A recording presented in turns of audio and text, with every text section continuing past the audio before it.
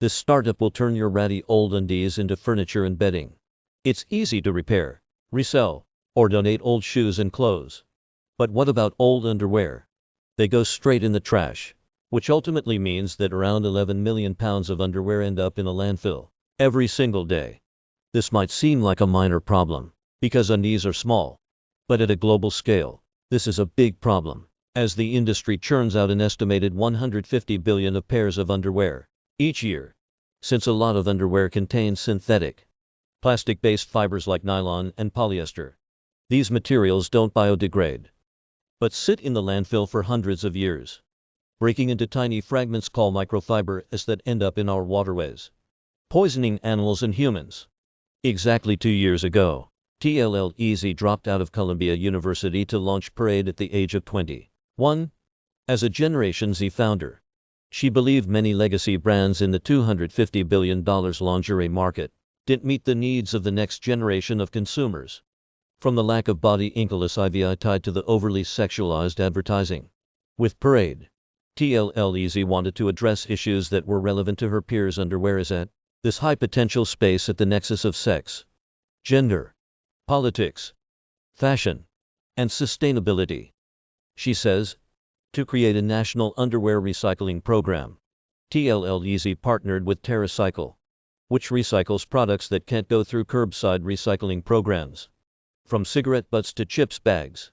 Starting today, consumers will be able to go to Parade's website to request a shipping label and biodegradable bag, which they can fill with used underwear of any kind, from any brand.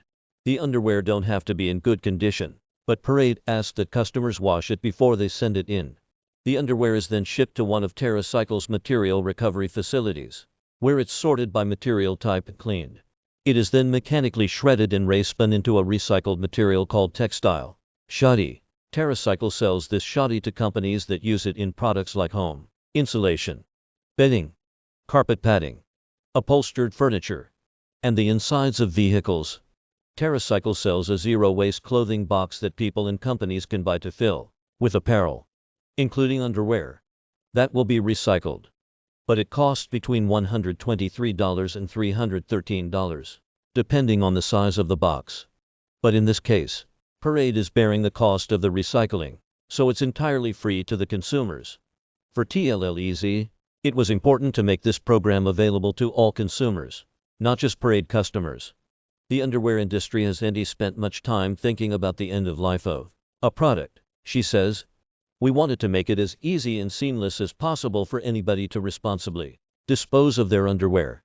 As I've reported, TerraCycle's big breakthrough was persuading brands to pay for recycling on consumers' behalf as part of their sustainability efforts. However, brands often place a cap on how much they're willing to spend on a particular recycling program. Last year, it faced a lawsuit from an environmental nonprofit for being unclear about these budget constraints. In response, TerraCycle said it would make it clear to consumers if participation in a particular program was limited. In this case, Parade says it hasn't set any limits on this program and is committed to running it for the long term. But ultimately, Téllez acknowledges that this recycling program is just an intermediate step in the brand's sustainability goals.